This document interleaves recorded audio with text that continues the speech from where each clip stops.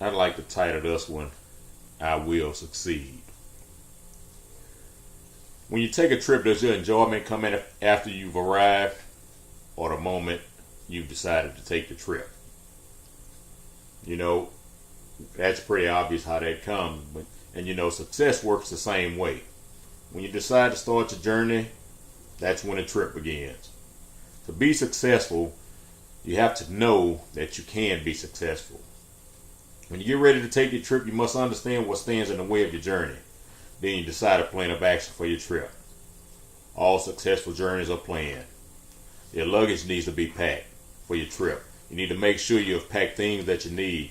You can also pick up things on your trip. 95% of people in society lean toward the negative because these patterns were established in our childhoods. We hear that money doesn't grow on trees. Kids in another country are starving when there was something on our plate when we didn't want it. We hear that our parents are not rich and to stop asking for things. All of this creates in us a thought process that's not positive. All of these establishes the pattern that reinforces that we should live with a scarcity mentality. And Stephen Covey talks about a scarcity mentality and an abundance mentality. And he said most of the people in society lean toward the scarcity mentality. When we think about scarcity and abundance mentality, instead of looking at opportunity as a kitchen, we're actually told that the opportunity is the size of a pie, and as the society continues to grow, our share of the pie should shrink down. And that's that scarcity mentality. Some of us are told to go ahead and try to do this or do that, but make sure you have a backup plan if it doesn't work, reinforcing that we're actually inadequate as human beings and our talents and abilities are not sufficient to actually accomplish what we're going after. We have to start changing these negative thoughts that have been transferred via well-meaning loved ones. I personally don't like the word try because it implies that you have some doubt about the task you're undertaking. We hear people say all the time, I'll give it a try. We can even hear the doubt in their voice as they speak the word try. We get our greatest satisfaction when we're accomplishing something. Negative destroys, so we must avoid it at all costs when possible. Some of it we're not going to be able to avoid, like when we're around family and co-workers. And even then, you can control one of these environments. You can remove yourself from around your family. And you have to deal with your co-workers in a sense, but you can minimize the conversation that even they talk around you.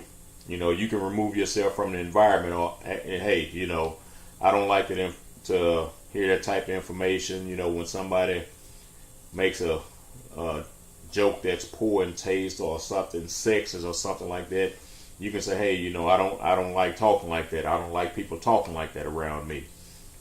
And so we can actually control pretty much all of our environments, but the best thing to do is just remove ourselves from toxic environments before we end up getting sick.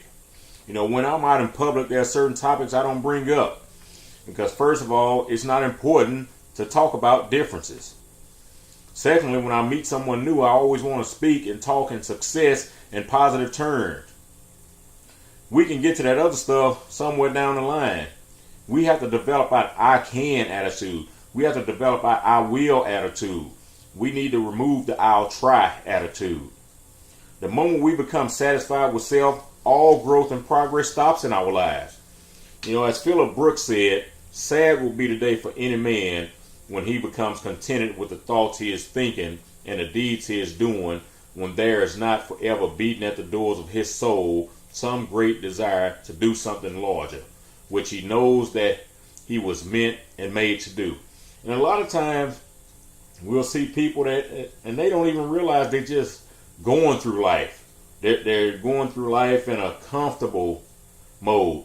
And actually it's a comfortable discomfort because they know there's better out there, but they just either they don't know how to go out and try to improve self, or they just don't want to improve self.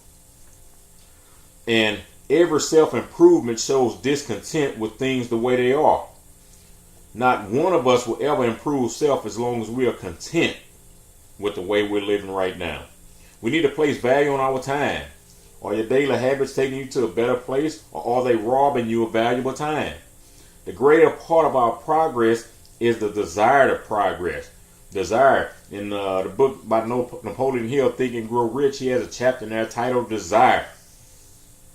There will never come a time in our lives where we don't experience some type of problem or challenge.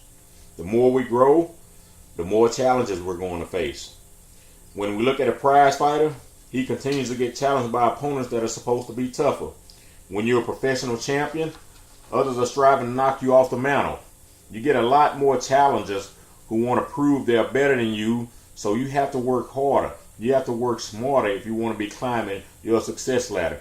Earlier this year, the Seattle Seahawks won the Super Bowl, and one of the hardest things for a Super Bowl champion to do is repeat, because every other team is vying to knock them off the mantle the next season. W.F. Henley said, "I'm the master of my fate. I'm the captain of my soul." We never get lazy or tired when we're doing something we enjoy. I mean, just think about that for a minute. When we're doing something we enjoy, we wish it never ends. It doesn't matter how long we've been doing it. Think back to when you were a kid. Every time you were engaged in a fun activity, it was always too soon to go home. In my personal experience, you better get home before that street light catch you.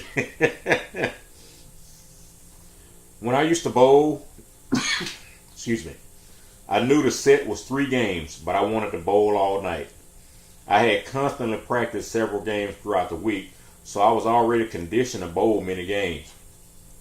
I can also bet whatever it is you like to do that you consider fun, you do it without ever thinking about how tired you are. Now, when we don't give our best to any undertaking, we always seem to get tired. I mean, how do you feel at the end of a day's work? Just something to think about. It's more of a mental tiredness instead of a physical one, because we know deep down we didn't give our best effort. Our minds have a hard time being at ease. When our habits have taken control of us, we no longer pursue the habit for pleasure. We do it to keep from suffering. Should we become slaves to bad habits? We get old because we expect to get old. If the mind is kept young, we always feel young, regardless of how many years we have on our physical bodies. How many times have we heard older people talk about how many years they've lived? That's the wrong thing, because the age is not important. The question is how many people are better off because you live.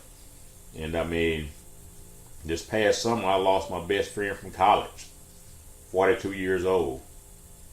A couple of days ago, this Thursday, on Sunday, found out family member had a close friend that just passed, age 23, with a 3-year-old daughter. So